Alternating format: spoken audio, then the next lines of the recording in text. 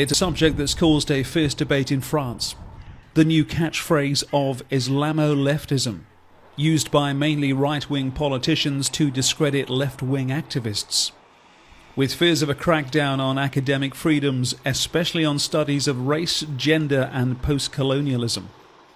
The Higher Education Minister, Frédérique Vidal, says she's launching an official study into the concept and its effects on the academic world.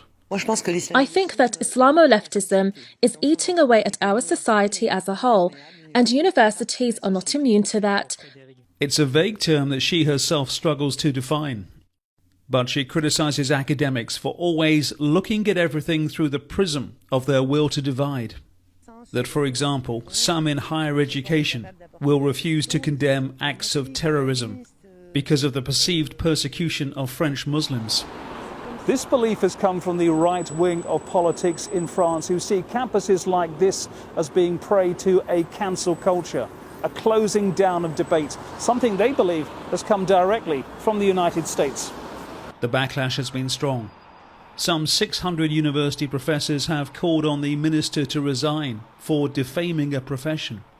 They see it as a government attempt to silence them on certain issues, and that there's an elite sector of French society not wanting to recognise the multicultural realities of the modern state. They view it, and they would never acknowledge that, but they view it as a threat for themselves.